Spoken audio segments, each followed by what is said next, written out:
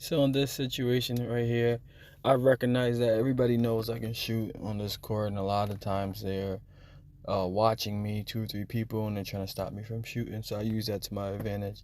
One of the things that I coach and I train is when they go forward, you go forward.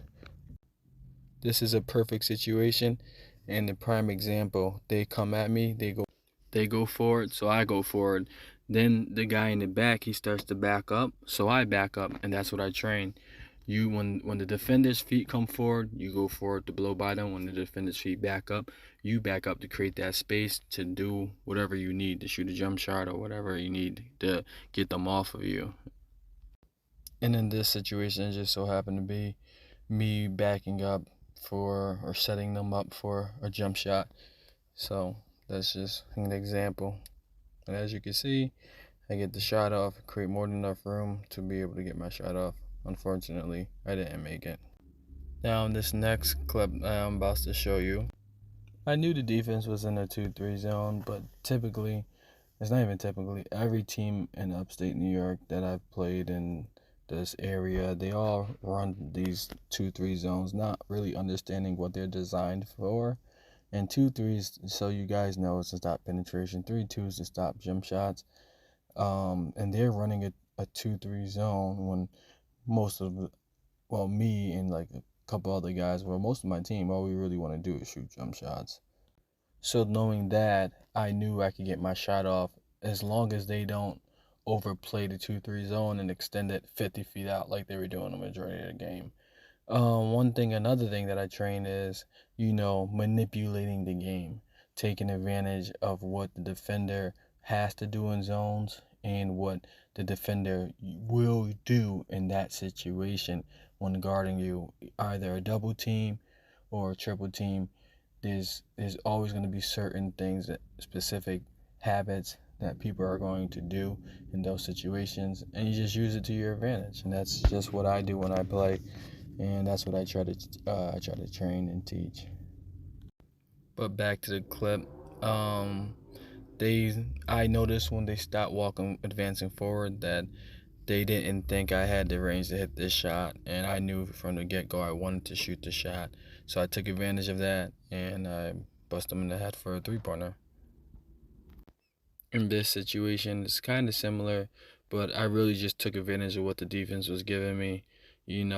Hand down, man down, and he was sagging off me, standing straight up. And I also try to tell people that I train, you take what the defenders give you. All right, let's look at the next clip. All right, see what happens. So in this clip, yeah, he's inching towards me constantly with his feet. He's jumping at me.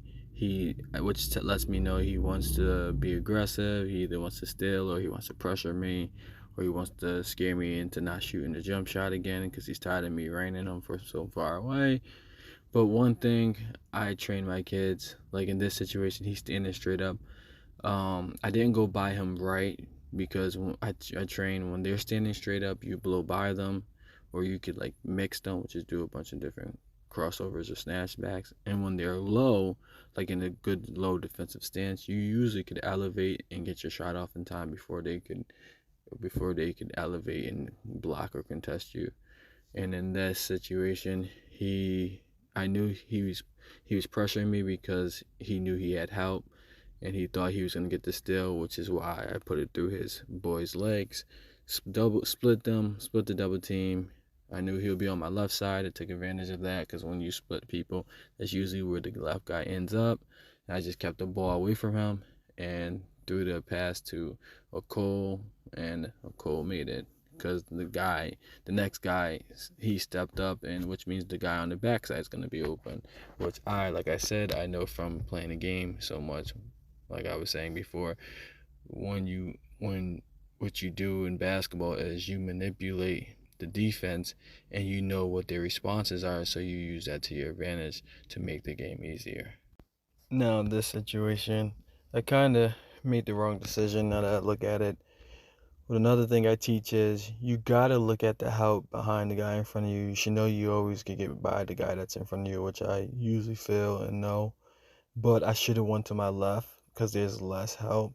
But in this situation, I went to my right and attacked his high foot, because if you watch him when I turned him to my left, he thought I was gonna go, and his left foot, he drops his right foot. His left foot was high, and one thing I train is you always attack the high foot as long as they don't have a lot of help or any help going that direction.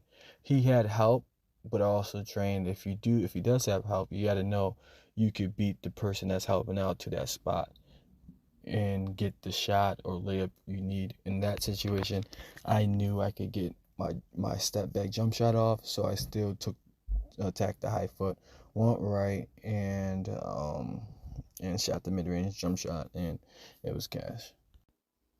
Alright guys, that's it for now.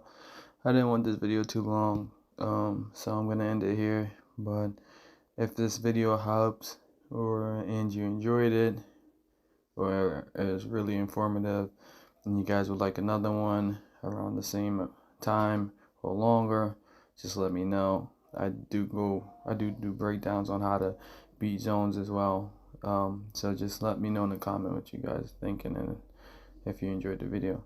Alright, thanks again for watching, and don't forget to like and subscribe, and yeah, everybody have a blessed day. Thanks.